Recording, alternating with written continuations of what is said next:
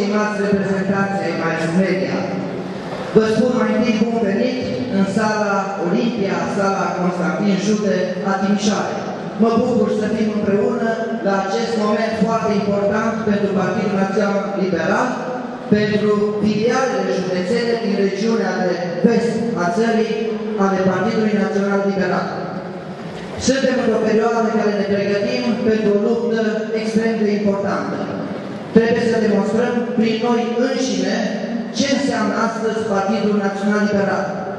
Și sunt convins că bazat pe competență, iată ce spune domnul prim vicepreședinte, competența câștigă lupta.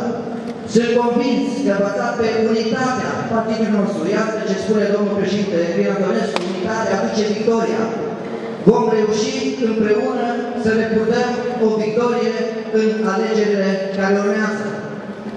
Sunt convins că prin ceea ce noi, cei care am dobândit diverse funcții în urma alegerilor din ultimii ani, am dovedit în exercitarea funcțiilor respective, prin corectitudine, prin onestitate, prin rezultatele concrete pe care cetățenii le-au așteptat, vom fi convingători și vom determina pe votanți să ni se alăture. N-am putut crede, până nu am avut un exces de probe, că ne-am aliat cu oameni care nu știu cuvântul, când ne-am aliat cu oameni care nu se gândesc la binele țării, la binele comunităților locale, ci la interese ale unor grupuri, la interese ale unor persoane. Desigur că am suportat atâta cât a fost posibil să suportăm parteneriatul respectiv, cu speranța că lucrurile se vor îndrepta, cu speranța că observațiile noastre de pe parcurs vor fi luate în considerare, dar a venit momentul la care a trebuit să fim tranșanți. Și cred că putem dovedi noi înșine că PNL este un partid de prim rang și nici de cum nu se poate împărca cu statutul de remorcă a altui partid, așa cum a vrut PSD să facă, să se întâmple sau măcar să se perceapă că asta lucrurile. Foarte scurt vă pot spune că din 2007, de când am fost membru al Parlamentului European, m-am luptat pentru interesele României și pentru ca politicile de sănătate să funcționeze cu adevărat în interesul pacienților. Am luptat pentru ca pacienții să fie corect informați în ceea ce privește medicamentele și am luptat pentru ca pacienții să aibă acces la medicamente inovative. Am luptat pentru ca fiecare român să se poate trata în orice țară a Uniunii Europene. Am luptat pentru ca studiile clinice să fie susținute pentru a se descoperi noi și noi leacuri pentru bolile care încă există pe lume. Am luptat și am reușit ca în programul de cercetare în anii următori sănătatea să aibă bani mai mulți la nivel european. Odată ajuns președinte al Casei Naționale de Asigurări de Sănătate, am încercat ca multe dintre lucrurile pe care le-am deprins în experiența mea europeană să le aplic și în România.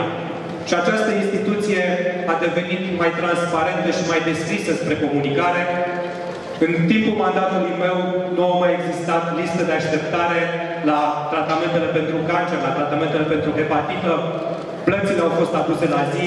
A fost o finanțare mult mai bună a spitalelor, a laboratoarelor, a medicinii de familie și am încercat să duc mai departe marile proiecte de informatizare ale sistemului. Vreau în perioada următoare să ne asigurăm împreună și prin activitatea mea să mă asigur că fondurile europene vor fi cu adevărat cheltuite în interesul sistemului sanitar din România, că universitățile și institutele de cercetare din România vor avea acces la programul Orizont 2020 și că legislația europeană va fi cu adevărat aplicată corect în România. Pentru Timișoara avem două obiective majore. Timișoara, capitală culturală europeană în 2021 și alături de domnul primar Rob am organizat prima dezbatere de acest fel a acum o bună perioadă de timp, când domnia sa era încă senator, împreună la Bruxelles pentru a promova imaginea Timișoarei și o vom face în continuare și ne vom lupta pentru acest obiectiv. Și în al doilea rând, ca Timișoara, Timișul și această regiune de vest să poată să aibă acces la cât mai multe fonduri europene, atât cele din țară, cât mai ales, și aici poate fi rolul unui europarlamentar, cele care se accesează direct la Bruxelles. Dragi prieteni, avem cu adevărat puterea de a obține un scor de peste 25%. Cu entuziasm, cu loialitate față de Partidul Național Liberal, cu multă muncă, cu pricepere, cu determinare și încredere, uniți și nu dezbinați, îndrăzneți și nu temători față de adversarii noștri, prin munca noastră putem face ca România să intre cu adevărat în Europa. Cu Crin Antonescu președinte, cu Claus Iohannis prim-ministru și cu un guvern în care liberalii vor avea cel mai greu cuvânt de spus. Sărbători fericite și mult succes! Aș vrea să vă ofer acest trofeu simbolic pentru tot ce ați făcut și pentru victoria pe care știu că o vom avea fiecăruia dintre voi și nu pot.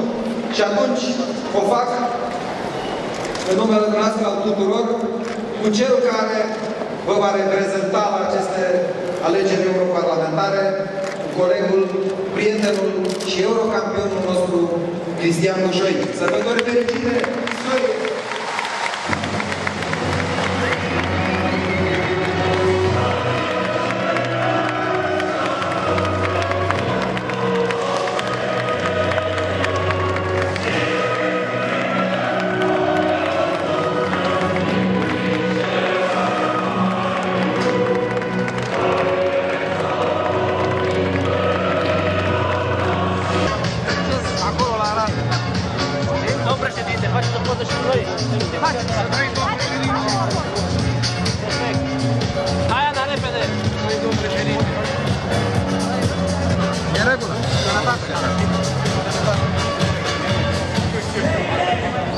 Sănătate.